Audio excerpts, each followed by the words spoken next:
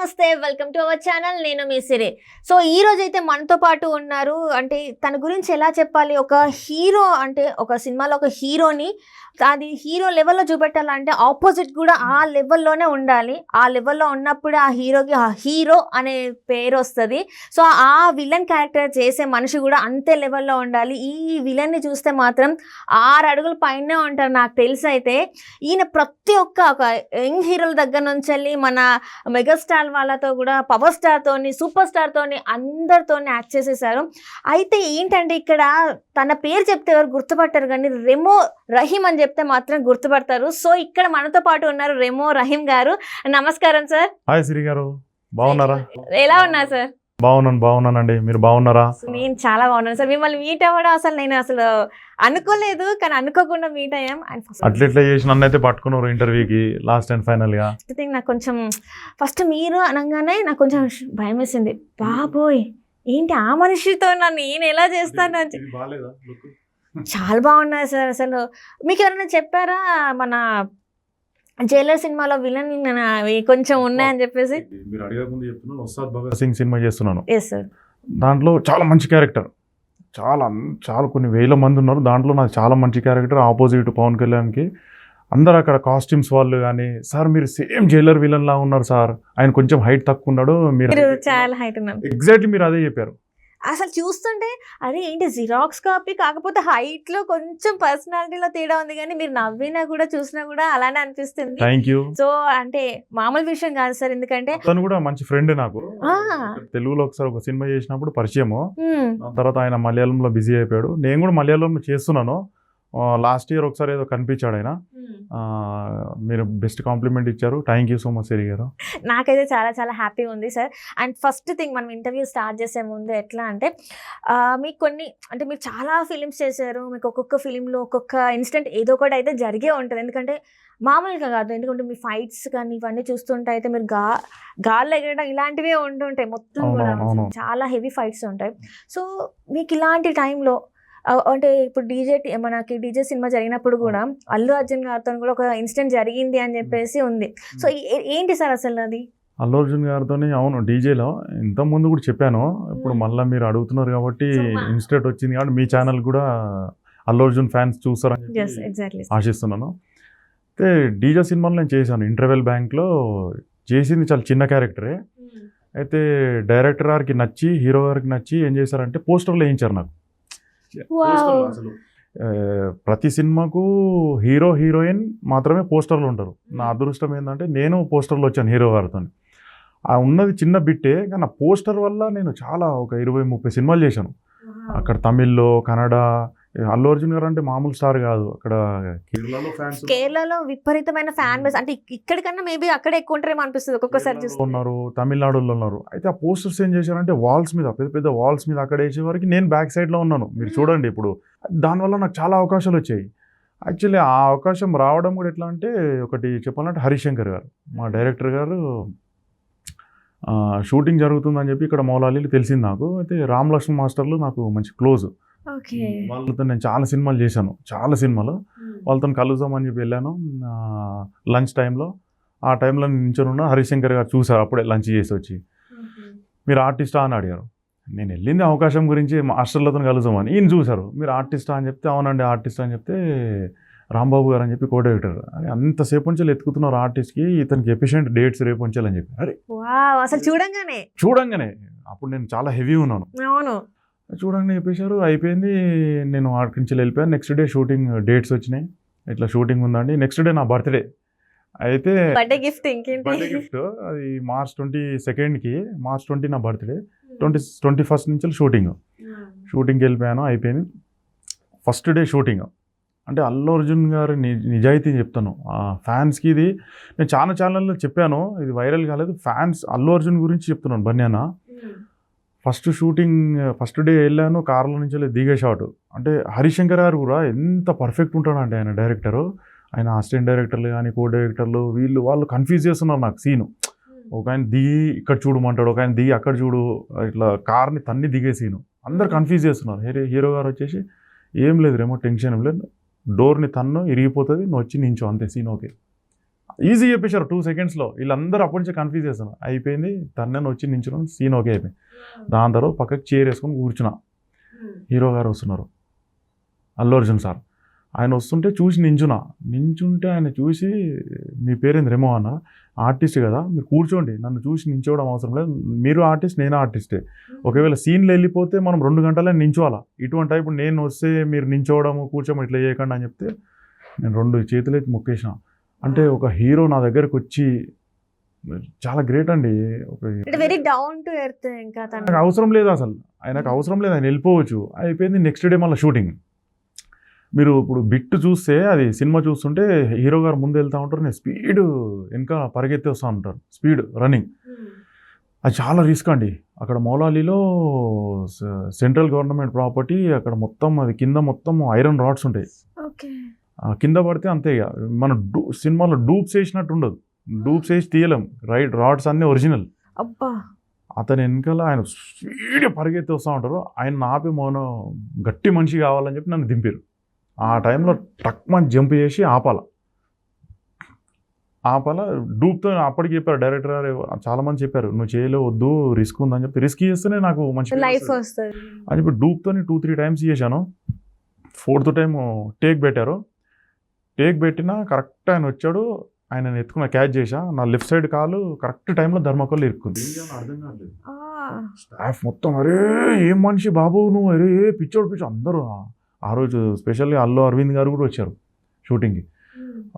దెబ్బ తగిలితే హీరోకి అసలు షూటింగ్ ఆగిపోతుంది. ఏందని చెప్తే హీరో గారు నా బాడీ వెయిట్తో కూడా ఆయన ఒక్క కాలు మీద సంలాయించుకున్నాడు మొత్తం. అందరు షాక్. ఒక్క షాక్ మీద కాలు మీద సంలాయించుకొని లేచి ఇట్లా థమ్స్అప్ చూపించాడు ఓకే అని చెప్పి. అందరు స్మైల్. నేను వద్దురా బాబు నువ్వు చేయలేవు అని చెప్తే నేను చేస్తా అని చెప్పిన. నా అదృష్టం అట్లా అయిపోయింది.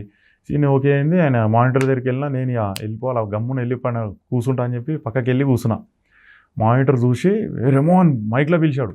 ఇక నన్ను తిడతాడని చెప్పి భయపడుకుని దగ్గరికి వెళ్ళా. ఎందుకు బ్రదర్ ఏమైందని చెప్తే, సార్ ఏం లేదు, అద్భుతంగా నువ్వు చేయకపోతే వేరే సీన్ ఎవరు చేయలేడు, అద్భుతంగా వచ్చింది అని చెప్పి నన్ను దగ్గరుండి మానిటర్ చూపించాడు. కండువా వేసుకుంటాడు అన్నట్టు ఆ సీన్లో ఒకటి కండువా అంటాడు. కండువా ఎగురుతుంది ఇట్లా గాలికి.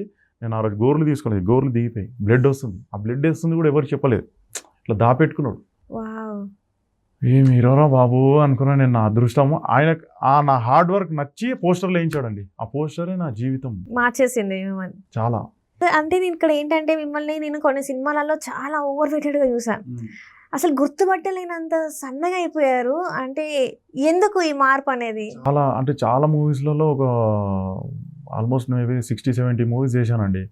అంటే ఫైట్ సీక్వెన్స్ ఎక్కువ వస్తున్నాయి. నేను అనుకున్నాను ఒక మార్పు, డిఫరెంట్. ఇప్పుడు మీరు అన్నాడు ఇంతకుముందు ఇంటర్వ్యూకి వచ్చినప్పుడు, అది మర్చిపోయారు మీరు, బాలీవుడ్ నుంచి వెళ్ళి హిందీ నుంచి వెళ్ళి అక్కడ మన దాంట్లోనే ఉంది కదా మార్పు. మనమే ఫిట్గా 6 ప్యాక్ చేసి ముందుంటే వాళ్ళు ఎందుకు ఇయ్యారు అవకాశము, మన దగ్గర ఉంది కదా తప్పు అని చెప్పి నేను ఒక 35 kgs వెయిట్ లాస్ చేసి ఫుల్ లెంత్ క్యారెక్టర్ చేద్దామని.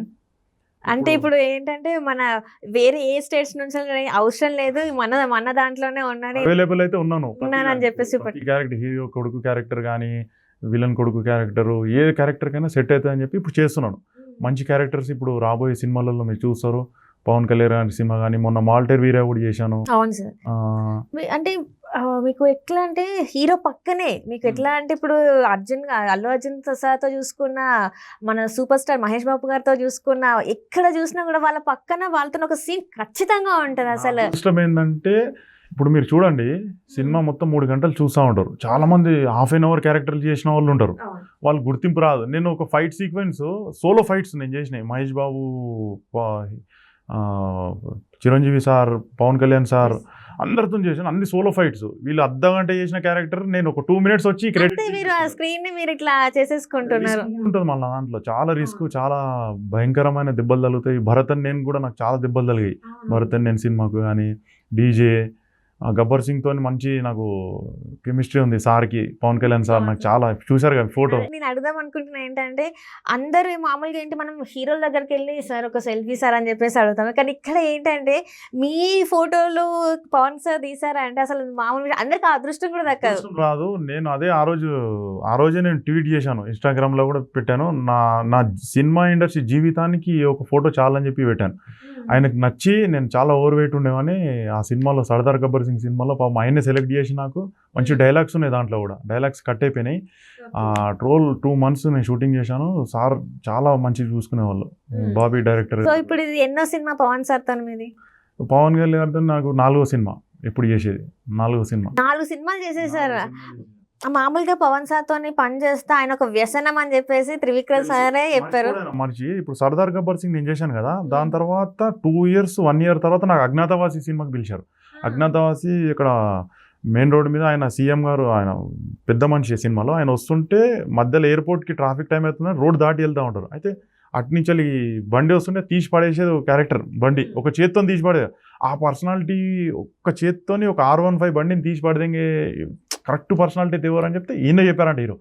అతను రెమో అని చెప్పేసి ఉండే అతనైతే కరెక్ట్ సెట్ త్రివిక్రమ్ సార్కి చెప్పారు. త్రివిక్రమ్ సార్ నన్ను పిలిపించి ఆ క్యారెక్టర్ ఇచ్చారు. అది యాక్చువల్లీ ఒకరోజు క్యారెక్టరు, నేను బిఎడ్ తీయట్లేదు.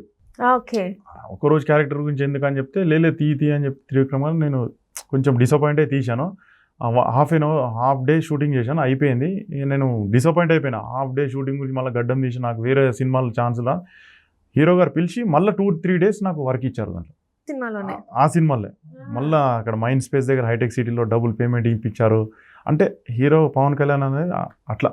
ఇప్పుడు ఉస్తాద్ భగత్ సింగ్ ఇందులో నేను విన్నాను ఏంటంటే మీరు మెయిన్ విలన్ ఈ సినిమా ఉస్తాద్ భగత్ సింగ్ లో పవన్ సార్ ఇట్లా ఉంటే మీరు ఇలా ఒక 2 pillars లాగా ఉంటుంది అని చెప్పేసి విన్నాను.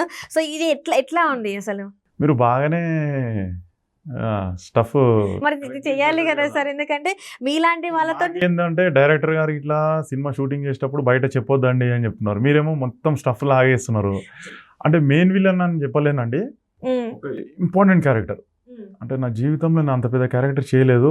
అక్కడ ఒక 2000 మంది జూనియర్ ఆర్టిస్టులు, 100 మంది main character artist, ladies, gents, జాతర సీను, అంత పెద్ద సెటప్లో నాకంటూ ఆ క్యారెక్టర్ ఇచ్చారు. నేను అసలు ఇప్పుడు కూడా నేను ఆ సినిమా 1000 కళ్ళతో ఎదురు చూస్తున్నా. ఆ సినిమా ఎప్పుడు వస్తుందో ఎప్పుడు, అంటే సార్ ఏమో పాలిటిక్స్లో బిజీ ఉన్నారు. అంటే చాలా మంది ఏమన్నా అనుకున్నారంటే ఫ్యాన్స్ అందరు ఇంకా ఉస్తాద్ భగత్ సింగ్ అనేది ఇంకా వెనక్కి వెళ్ళినట్టే, ఇంకా రాదు, ఇంకా సినిమా చెయ్యరేమో అని చెప్పేసి చాలా మంది అనుకున్నారు. చాలా మంది అనుకుంటున్నారు, డిసప్పాయింట్ అయ్యారు. సార్కి చాలా నచ్చిన సినిమా అది ఉస్తాద్ భగత్ సింగ్ అనే సినిమా. యాక్చువల్లీ నాకు తెలిసి March Aprilకి వచ్చేయాల్సింది. ఇప్పుడు నిన్న మాట్లాడిన పరంగా ఏంటంటే ఎలక్షన్స్ తర్వాత వస్తుందని చెప్తున్నారు. ఎలక్షన్స్కి ముందే షూటింగ్ చేస్తాడు అనుకున్నారు, కానీ ఆయన చాలా బిజీ ఉన్నాడు. ఇప్పుడు ఆ బాధ్యతలు ఎక్కువ ఉన్నాయి, ఎలక్షన్స్ దగ్గరకు వచ్చేసినాయి. అది అయిపోయిన తర్వాత చేస్తాడు నాకు తెలిసి, కానీ ఖచ్చితంగా వస్తుంది, ఆ సమస్య లేదు. అయిపోయి 30%, 40% అయిపోయింది, ఇంకా 60% లెఫ్ట్ ఉంది. జస్ట్ 30-35 days షూటింగ్ డేట్స్ ఇస్తే సినిమా మొత్తం సార్ హరీష్ శంకర్ సార్. అదే యాక్చువల్గా ఏంటంటే హరీష్ శంకర్ సార్ కూడా Pawan Kalyan sir fan cinema తీస్తున్నారు. అదే మేము షూటింగ్ చేస్తుంటే నేను ఒక 15 days చేశాను. ప్రతిరోజు రెమో సంధ్య 35mm అద్దిరిపోవాలా, సంధ్య అంటే ఇన్ని ప్రపంచంలో ఇన్ని థియేటర్లు ఉన్నాయి, మన ఆంధ్ర తెలంగాణ ఇన్ని థియేటర్లు కాదు. సంధ్య అంటే పెట్టిన పేరు మెగాస్టార్ మెగా ఫ్యాన్స్కి సంధ్యకు, అంటే ఆయన ఫ్యాన్ కాబట్టి సంధ్య అంటే ఫ్యాన్స్ అందరు ఎక్కడికి వెళ్తారు కదా ఫస్ట్ నుంచి కూడా. ఆ సంధ్య థియేటర్ లో ఆ సినిమా పడింది అంటే ఇంకా అది అంతే, ఇంకా సూపర్ డూపర్ హిట్ అని చెప్పేసి మాట్లాడతారు. పవర్ స్టార్ ఫ్యాన్స్ నన్ను తిట్టుకుంటారు ఆ సినిమా చూసి. ఎందుకట్లా అంటే వాళ్ళ హీరోకి ఆపోజిట్గా పవన్ కళ్యాణ్ పక్కన నించుంటేనే ఒక సునామీ, ఇంకా ముందు నించొని నేను ఒక డైలాగ్ ఆయన ఒక డైలాగ్ వేస్తుంటే ఎట్లుంటుందో ఒకసారి ఆలోచించండి, ఊహించుకోండి ఇక మీరు. అది అంటే ఇప్పుడు ఏంటంటే మిమ్మల్ని తిట్టుకోవడం కాదు, కానీ ఇప్పుడు మామూలుగానే పవర్ స్టార్ అంటేనే ఒక అంటే తిట్టుకోవడం అంటే ఎట్లా అంటే ఫ్యాన్స్ మా హీరోకి అరేతురే కూడా చెప్పింది అన్నట్టు ఉంటుంది. అంటే అదే నేను చెప్తున్నా, మామూలుగానే పవన్ పీకే అంటేనే మొత్తం లోపల అంతా బ్లడ్ అంతా ఇలా అయిపోతుంది, కింది మీదకి అయిపోతుంది. సో అట్లాంటి మనిషి ముందు మీరు ఉన్నారంటే ఆబ్వియస్లీ ఇంకా సార్ స్టేటస్ని మీరు పెంచినట్టే అవుతుంది. సో అట్లా మిమ్మల్ని ఇంకా మీకు ఫ్యాన్స్ ఎక్కువ అవుతారేమో, మేబీ చెప్పలేము. సినిమా తర్వాత అదృష్టం అనుకోవాలా, మా హరీష్ శంకర్ సార్కి ఇంటర్వ్యూ ద్వారా చాలా thank you so much sir, నేను ఎప్పటికీ మీకు రుణపడి ఉంటాను సార్, మీరు నన్ను ఇంత పెద్ద క్యారెక్టర్ ఇచ్చారు. సో అట్లనే ఏంటంటే ఇప్పుడు ఇందాక నేను చెప్పాను కదా మీరు ట్రాన్స్ఫార్మ్ ఇంత 35 kgs అన్నారు కదా, సో అంతకుముందు డైట్ ఎట్లా ఉండేది, ఇప్పుడు ఎట్లా ఉంది డైట్? చాలా డైట్ మొత్తం డిఫరెంట్ అండి. డైలీ నేను ఒక 4 to 5 kilometers running, exercise, daily exercise, gymnastics, diet follow కావాలా, కాప్సిన్ అని, ప్రోటీన్ ఎంత అని, పొటాషియం, ఫైబర్ అన్నీ చాలా పాటించాల్సి వస్తుంది. ఈ బాడీ స్ట్రెచ్చర్ ఉండాలి. ఇప్పుడు నేను ఆల్మోస్ట్ 5 years నుంచి ఈ బాడీ మెయింటైన్ చేస్తున్నాను. Oh my God. అంటే అంతకు ముందు ఫుడ్ ఎలా పడితే అలా జంక్ ఫుడ్ జంక్ ఫుడ్ అనేది కాదు కానీ ఒక హిసాబ్ కితాబ్ ఉండకపోయేది. ఎంత పడితే అంత తినేసేవాళ్ళం, అది చేసేవాళ్ళం. ఇప్పుడు కొద్దిగా కాంటెంట్ తగ్గించి ఎంత తినాలో అంతే. మనిషి బ్రతకడానికి తినాడు.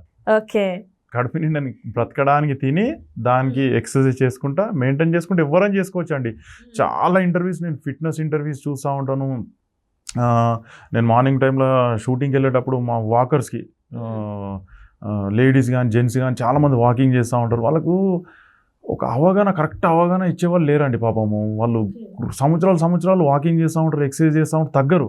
మెయిన్ ఏంటంటే మీకు 75% మెయిన్ డైటే ఉంటుంది, 25% వర్కౌట్ ఉంటుంది. డైట్ మెయింటైన్ చేయరు. ఎలాంటి ఫుడ్ తీసుకోవాలనేది తెలియక తినేసి మీరు ఎంత వాకింగ్ చేయండి, ఎంత ఎక్సర్సైజ్ చేయండి, ఏంది అసలు మీరు క్రమ పద్ధతిగా మామూలుగా డైట్ తీసుకుంటా, మంచి డైట్ క్యాలరీస్లో వండుకుంటా చేసుకుంటూ చేస్తే ఇప్పుడు మీరు 35 kgs, 30 అంటారు, 30 కాదు 70 kgs కూడా తగ్గవచ్చు. ఎంత వెయిట్ అని తగ్గవచ్చు అండి. డైటే మెయిన్. 75% మీ కిచెన్లోనే ఉంది. మీ వెయిట్ అంతా వెయిట్ లాస్. మీరు ప్రోటీన్ అన్నారు కదా, ప్రోటీన్ ఇప్పుడు మన కిచెన్ లో అని కూడా మీరు చెప్తున్నారు. షాక్ అయిపోయి అసలు మిమ్మల్ని మీరు కూడా చేస్తారా మంచిగా ఎక్సర్సైజ్? నేను ఇంట్లో నాకు ఎవరు సర్వెంట్స్ లేరండి. నా పని నేను చేసుకుంటా, నా వంట నేను వండుకొని నేను తింటే, నేను బయట ఫుడ్ అస్సలు తిన్నాను. సో నేను ఇంతే. ఇంకా నేను బయట ఫుడ్ రేర్ కండిషన్స్లో ఎట్లా అంటే ఇంకా తప్పదు తినాలి ఈ రోజు అన్నప్పుడు తింటా అంతే. సో ఇట్లాంటి వాళ్ళకి ఏంటంటే మీలాంటి వాళ్ళని చూసినప్పుడు చాలా మందికి ఇన్స్పిరేషన్గా ఉంటారు. అరే మామూలు విషయం కాదు, 35 kgs అంటే నాట్ ఏ జోక్. సో మీరు ఇంకా పవన్ సార్తో ఇట్లా ఇంతమంది యాక్టర్స్తో వర్క్ చేశారంటే ఎంత డెడికేషన్ ఉంటుంది. అంటే ఒక చిరంజీవి సార్తోనే కావచ్చు, మహేష్ బాబు, మీరు ఇంకా ఏంటంటే నాకు తెలిసింది మీరు అదర్ స్టేట్స్ లో యాక్టర్స్ కూడా చేశారని. రజనీకాంత్ సార్తో చేశాను, విజయ్ సార్తో, విశాల్, శివ కార్తికేయ. నేను మహేష్ బాబు సార్కి అయితే నేను భరతన్ సినిమా చేశాను. దాని తర్వాత ఆయన్ని నన్ను పిలిపించి మహర్షి సినిమా పిలిపించారు. అప్పటికి నేను వెయిట్ లాస్ అయిపోయా. భరతన్ నేను సినిమాకి కూడా నేను డీజే స్టోరీ చెప్పాను, అట్లనే ఉంది. అది కూడా చాలా రిస్కీ సీను. ఆయన కావాలని చెప్పేసి 100 కోట్లు సినిమా వసూలు చేసినాక ట్రైలర్ వేయించుకున్నారు. అది బిట్ చాలా ఇష్టం ఆయనకు. అంటే మీకు అర్థం కావట్లేదండి, ఫ్యాన్స్ థియేటర్లో నా పంచు ఇట్లా కొడుతుంటే, ఇది కూడా బిట్ అయ్యండి ఫ్యాన్స్కి తెలియాలా, ఇట్లా పంచు కొడుతుంటే ఇట్లా ఫోల్డ్ అయ్యి కింద పడుతుంటే ఫ్యాన్స్ అందరు విజిల్స్ వేస్తున్నారు. ఇదేంద్రా బాబు, మా హీరో కొడితే నేను కింద పడుతున్నా అంటే ఎట్లుంటుంది? మామూలుగా ఉండదు. అట్లా ఆయనకు చాలా ఇష్టం. కావాలని మహర్షికి పిలిపించారు. నేను అప్పటికి వెయిట్ లాస్ చూసి నేను బాలీవుడ్ యాక్టర్ అనుకుంటున్నారు. ఇందాక మీకు చెప్పాను కదా, సాయి కుమార్ అన్న ప్లస్ పోసాని కృష్ణమురళి గారు ఉంటారు. మేము నడుచుకుంటూ వస్తూ ఉంటాం. అయితే నేను ఆ సీన్లో ఒక స్టెప్ ముందుకొచ్చి స్పీడ్లో వస్తున్నాను. మైక్లో హీరో గారు రెమో అని చెప్పి పిలిచారు. పిలుస్తాను, ఇదేంది ముందుకు వచ్చాను కదా, ఇక నన్ను తిడతారు, ఇంత పబ్లిక్లో ఇజ్జత్ పోతుంది. అప్పటికి చెప్తున్నారు వీళ్ళు, వద్దు నాన్న మెల్ల ఉండు, వీళ్ళు సీనియర్ యాక్టర్లు ఉన్నారు కదా, చెప్పు. భయపడుకుంటూ దగ్గరికి వెళ్తే ఫిట్నెస్ కూడా అడుగుతుంది. ఆయన కూడా గుర్తుపట్టలేదు, బాలీవుడ్ యాక్టర్ అనుకుంటున్నాడు. పక్కన ఉన్న వాళ్ళ బాడీ గార్డ్స్ వాళ్ళు అనుకుంటారు, సార్ మీరు పిలిచిన రెమోనే ఆయనే అని చెప్తే, నువ్వు ఎందుకు ఇట్లా అయిపోయినావు, ఏంది అసలు ఏమైంది అని చెప్తే, సార్ నువ్వు మంచి క్యారెక్టర్లు చేద్దామని చెప్పి ఇట్లా, నీకెందుకు మంచి చేస్తున్నావు అంటే ఇంకా మంచి క్యారెక్టర్లు చేద్దామని. నా లైఫ్లో బెస్ట్ కాంప్లిమెంట్. 25 minutes మాట్లాడారండి. వంశీ పైడిపల్లి గారు డైరెక్టర్ గారు చెప్పారు, మాస్టర్ మేము పొద్దుంచలు చూస్తున్నాం సార్, మీరు మాట్లాడండి అని చెప్పారు. 25 minutes మాట్లాడి డైట్ గురించి అడిగాడు, ఎక్సర్సైజ్ గురించి అడిగాడు, మొత్తం డీటెయిల్స్ మాట్లాడు. ఆయన ఫిట్నెస్ అంటే ఎంత ఇష్టము, షూటింగ్ ఆపి కూడా ఫిట్నెస్ గురించి అంటే ఒక మనిషి ఇంత, ఇప్పుడు మన మాస్ తెలంగాణ లాంగ్వేజ్ చెప్పాలంటే ఆంబోతి లాంటి మనిషి, ఆంధ్ర మన తెలంగాణ ఆంబోతి లాంటి మనిషి ఇంత ఇట్లా అయిపోయాడు అని చెప్పి పిలిచి చాలాసేపు మాట్లాడి బెస్ట్ కాంప్లిమెంట్. దాని తర్వాత నేను ఆపలేదు, ఇంకా చాలా మీకు బూస్టప్ ఇచ్చింది ఇంకా. సో అట్లనే ఇప్పుడు ఇదంతా మనం తెలుగు మన ఇండస్ట్రీ. ఇప్పుడు బయట ఇండస్ట్రీ నుంచి ఇప్పుడు మీరు రజనీకాంత్ సార్తో వర్క్ చేశారు, మన విశాల్ సార్తో వర్క్ చేశారు, ఇంతమంది వీళ్ళతో ఎట్లా ఉండదు మీరు? రజనీకాంత్ సార్ అయితే ఆయన మామూలుగా తెల్ల ధోతి కట్టుకొని చాలా నార్మల్గా ఉంటాడు. ఒక 2 days మాతో కూడా ఫుడ్ తిన్నాడు ఆయన. నేను ఫుడ్ తింటుంటే మాతో కూర్చొని తిన్నాడు. ప్లస్ విశాల్ సార్ అయితే ఆయన కూడా నార్మల్ ఉంటాడు. ఆయన హీరో అని చెప్పి మీరు ఒకసారి మర్చిపోతారు హీరో అని చెప్పేసి. అంత కలిసిపోతారు. మన హైట్ సేమ్ అట్లనే ఉంటాడు, హీరో అని ఉండదు. అంటే మనతో మనుషులు అంటే నేను హీరోని అని చూపి విజయ్ గారితో చేసిన అది ఎట్లా అసలు ఇంత మనతో అసలు ఆయన ఒక చాప వేసుకొని షూటింగ్లో పడుకుంటాడండి. ఇప్పుడు ఇక్కడ జరుగుతుంది షూటింగ్ అంటే ఇక్కడనే పడుకుంటాడు. క్యారీ వన్ దగ్గరికి వెళ్ళి వచ్చేవారు లేట్ అవుతుంది అని చెప్పేసి కొద్దిగా రిలాక్స్ చేస్తాడు ఇక్కడే. అంత సింప్లిసిటీ అంతే. అసలు క్యారవన్స్ కూడా యూజ్ చేయకుండా సెట్లోనే పడుకోవడం అంటే మామూలు విషయం కాదు.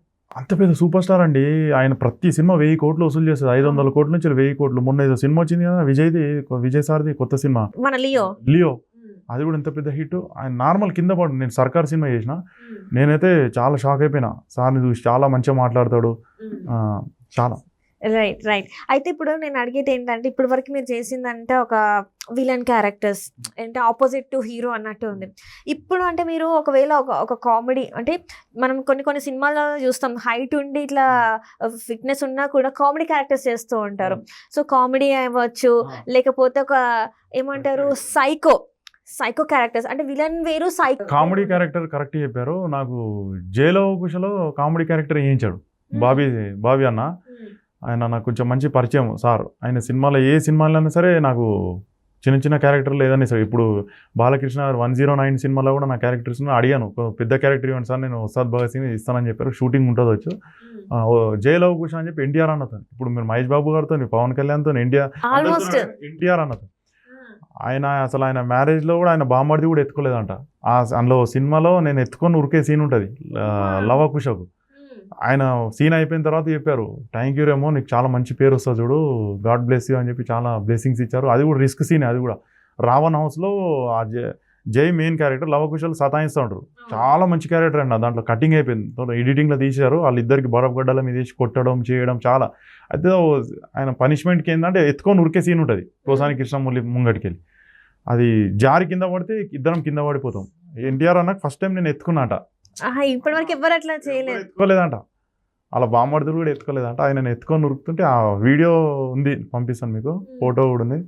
చాలా మంచిగా అనిపించింది ఎన్టీఆర్ అన్నతో. అయితే ఆ సినిమాలో నాకు మంచి క్యారెక్టర్ ఇచ్చారు, కాశ్మోరా అని చెప్పి మంచి క్యారెక్టర్. దాంట్లో కామెడీ చేయించారు. చాలా స్మార్ట్ సీన్స్ వెళ్ళిపోయినాయి. ఒకటి మీకు సినిమా చూస్తుంటే డ్రామా సీన్ వస్తుంది, జయ లవ కుష ముగ్గురు డ్రామా సీన్ వస్తుంది. దాంట్లో సెంటిమెంట్ ఉంటుంది, చాలా సెంటిమెంట్. ముగ్గురు కొట్లాడుకుంటూ ఉంటారు, అనే నువ్వు లేకపోతే మేము లేవు, జైలో కుషాలు లేవు అని చెప్పి విడిపోతూ ఉంటారు. నా ఒక్క డైలాగ్తో వాళ్ళు ముగ్గురు కలిసిపోతారు. నా ఒక్క డైలాగ్తోని అక్కడ డైలాగ్ ఉంటుంది, అన్నా మీరు విడిపోతానా, మీరు అన్నదమ్ములు కలిసి ఉంటే ఈ తెలంగాణ మీరు కలిసి ఉంటే అని చెప్తే, ఇంత సెంటిమెంట్ సీన్లా నేను కొట్టే డైలాగ్కి అందరు థియేటర్లు నవ్వుతున్నారు. వీడేంద్రా ఇట్లా కూర్చొని మీరు చప్పట్లు కొట్టుకుంటా, అన్నా మీరు కొట్లాడుకోదన్నా, మీరు కలిసి ఉంటేనే జైలో కుషాలు, విడిపోతే ఉండదు అని చెప్పి డైలాగు. అట్లా కామెడీ కూడా చేయించారు సార్. ఇప్పుడు మీకు మీరు చెప్పారు కదా, ఇప్పుడు చిన్నది ఇది కదా, నార్మల్గా మీరు ఏమైనా లెంతీ డైలాగ్స్ చెప్పగలుగుతారా? ఉస్తాద్ భగత్ సింగ్లో లెంతీ క్యారెక్టర్స్. ఉస్తాద్ భగత్ సింగ్లా ఒక డైలాగ్ ఉంటుంది, ఆ డైలాగ్ రివీల్ చేయలేకపోతున్నాను. 2000 మంది సెటప్ అండి, చాలా పెద్ద సెటప్, పబ్లిక్. నేను కొడితే డైలాగు 2000 మందికి వినిపించింది. డైలాగ్ 2000 మందికి వినిపించింది. నెక్స్ట్ డే నాకు గొంతంతా పోయింది. 2-3 డేస్ దాకా నా గొంతు మొత్తం ఖరాబ్ అయింది. పోయినా పర్లేదు, నా ప్రాణం పోయినా పర్లేదు అని ప్రాణం పెట్టేసి నా క్యారెక్టర్కి. చాలా దెబ్బలు తగిలాయి ఆ సినిమాకి కూడా. షోల్డర్ బ్రేక్ అయింది. అందుకే ఆ సినిమా ఎప్పుడు రిలీజ్ అవుతా అని చెప్పి చూస్తున్నాను. సినిమా పిచ్చి వాళ్ళు అనమాట. సినిమా గురించి అని చెప్పి చాలా రిస్క్ అండి. మహేష్ బాబు అన్నతోనే చేసింది రిస్క్, అల్లు అర్జున్ గారితో చేసింది రిస్క్, పవన్ కళ్యాణ్, చిరంజీవి గారితో వాల్టేర్ వీర్ కూడా చాలా రిస్క్ సీన్. ఆయనది కూడా మంచి స్టోరీ, ఆయన కూడా చాలా మంచి. అంటే ఇక్కడ ఏంటంటే ఒక హీరోతో మీకు రిస్కీ సీన్ అంటే అది సక్సెస్ అయిపోతుంది అనమాట.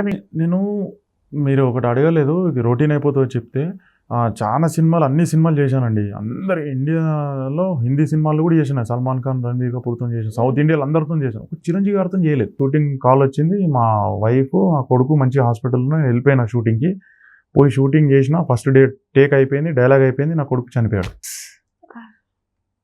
ఏం చేయాలి ఇప్పుడు అంటే మా షూటింగ్, మా యాక్టర్స్ లైఫ్ ఇట్లా ఉంటుంది. మీకు బయట చూస్తే ఎంత అందంగా ఉంటుంది, వీళ్ళని వేలు డబ్బులు తీసుకుంటారు, వీళ్ళకి ఫ్యాన్స్ ఉంటారు. ఏం చేయాలి ఇప్పుడు? ఫస్ట్ డే షూటింగ్, చిరంజీవి గారితో సినిమా చేయాలని చెప్పి బాబీ అన్నకు డ్రీమ్ 20 ఏళ్ళ నుంచి. అదే రోజు షూటింగ్ చేసి నన్ను నమ్మి పిలిపించి డైలాగ్ కొట్టించారు, అంత అయిపోయింది.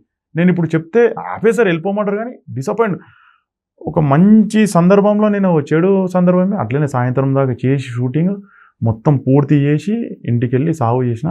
మళ్ళీ next day early morning 4 o'clock phone చేశారు మేనేజర్ గారు, మేము ఎట్లా ఉంది అంటే అయిపోయిందన్న అని చెప్పారు.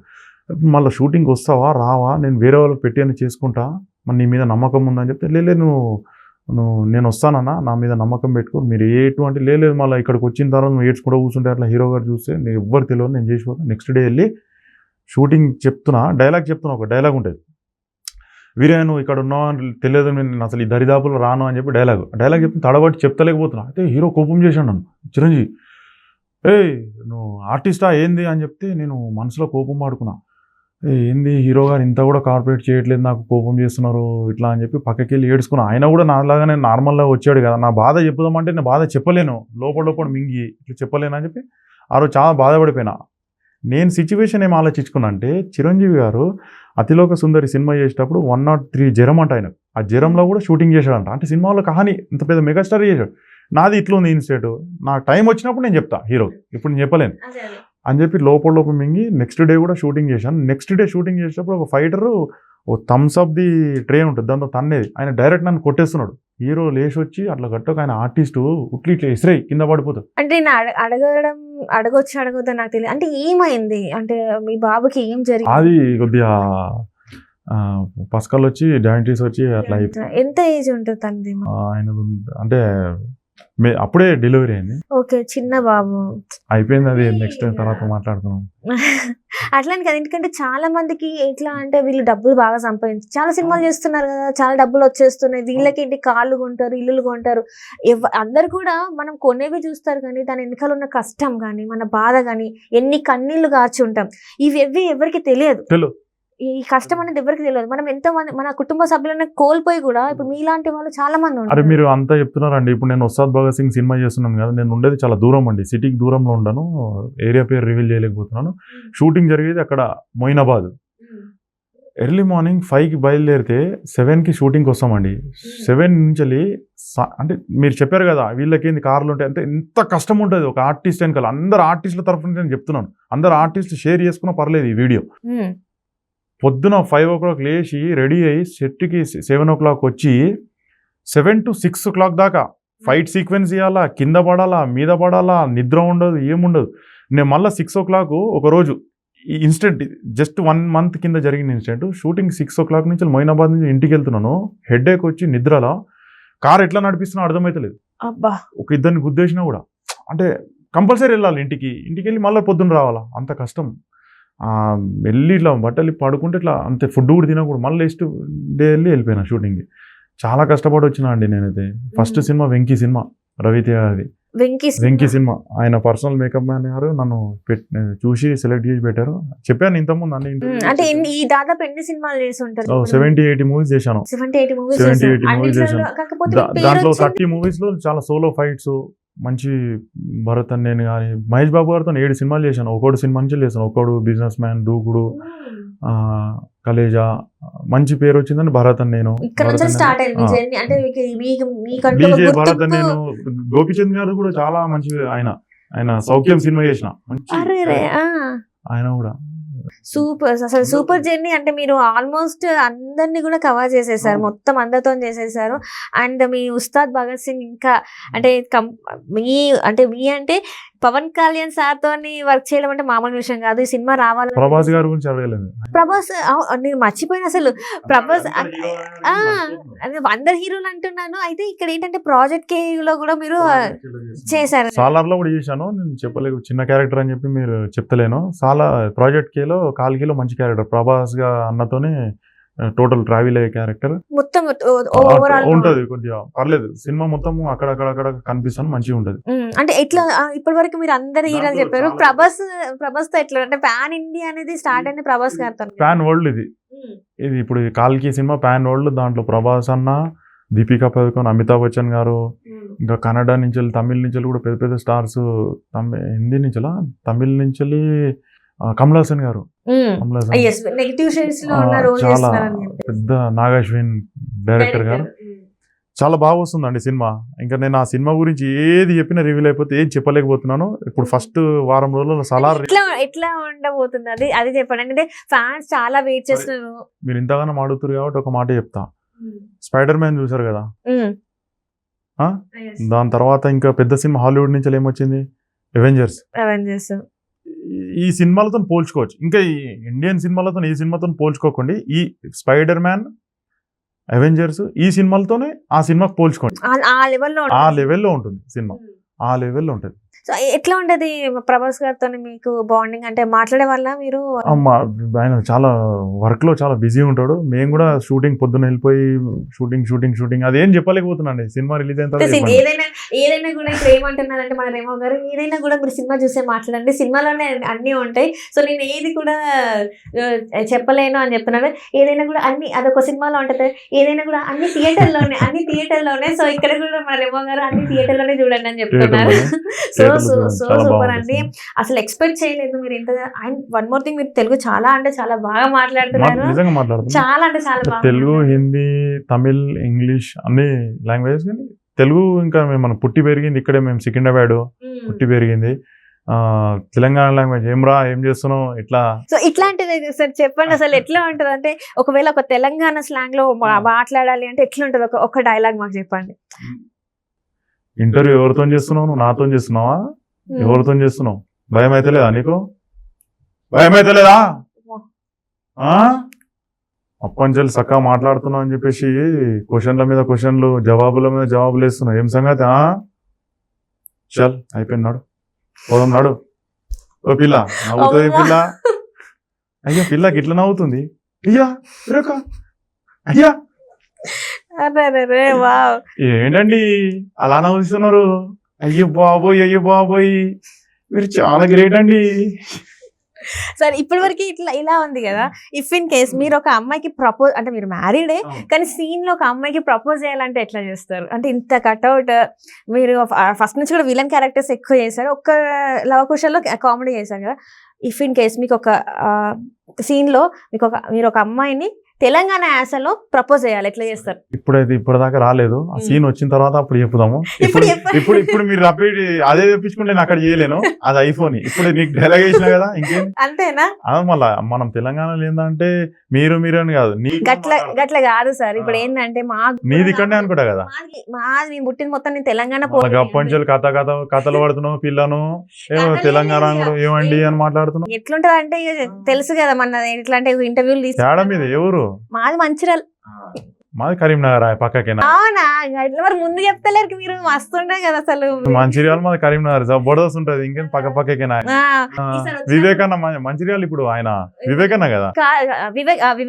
వివేకన్న మాకు మంచి క్లోజ్. V6 అందరూ V6 నుంచి బయటకు వచ్చిన యాంకర్స్. దేవుని దేవాల నీకు కూడా మంచి పేరు రావాలని చెప్పి. ఖచ్చితంగా సార్.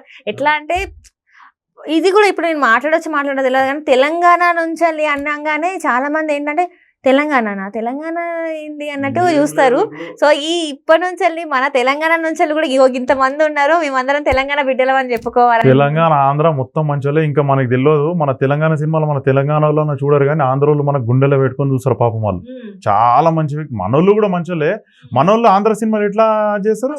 రెండు రాష్ట్రాలు అన్నదమ్ములు లాంటివే, మనం ఏం విడగొట్టొద్దు. అందరం మన భాషకు వాళ్ళు చూస్తారు, వాళ్ళ భాషకు మనం చూస్తారు. కొద్దిగా మన భాషకు బల్గం గిల్గం అనుకుంటా జబడ సినిమాలు వస్తున్నాయి అట్లా. రైట్ సరేనా పిల్ల? సూపర్. రైట్ రేమో గారు. ఎట్లా అంటే సరే మళ్ళా మీతో మళ్ళా మీ అంటావు. సూపర్. ఎట్లా ఫీల్ అయినంటే ఫస్ట్ వచ్చినప్పుడు అబ్బా ఏంది ఈయన పర్సనాలిటీ, ఏంది ఈయన ఎందుకు ఇట్లున్నాడు, ఏంది అసలు మాట్లాడతాడా చక్కగా, ఉంటాడా చక్కగా మాట్లాడతాడా, లేకపోతే నన్ను నాకే ధమ్కిస్తాడా అని చెప్పేసి అనుకున్నా. కానీ మీతో మాట్లాడినాక దిల్ ఖుష్ అయింది నాకైతే, మస్తు అనిపించింది. ఇక మీరు ఇంత దిల్సే మాట్లాడతారని అసలు అనుకోరు. చూస్తే చాలా మంది షూటింగ్ చేసినప్పుడు కో డైరెక్టర్ వాళ్ళు కూడా అంటారు, చూడడానికి పెద్దరికంగా ఉంటాడు కానీ చిన్నపిల్ల అని మనసత్వం. దిల్సే ఎట్లా అంటే ముచ్చట మీతో మస్తు అనిపించింది నాకైతే. నేనైతే మస్తు దిల్ ఖుష్ ఉన్నా.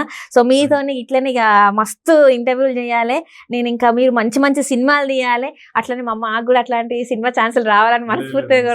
మీరు కూడా చేస్తారు కానీ అన్నా బాయ్ అన్న. అందరికి వ్యూవర్స్కి సబ్స్క్రైబ్ చేసుకోండి ఛానల్. మీకు ఏం కోపం వచ్చినా సరే తిట్టకండి, కనీసం ఒక కామెంట్ పెట్టండి, కానీ తిట్టకండి, నన్ను డిసప్పాయింట్ చేయకండి. ఇంకా చాలా సినిమాలు చేయాలా, ఓకేనా? మళ్ళీ ఉంటా. Right, bye. Thank you so much.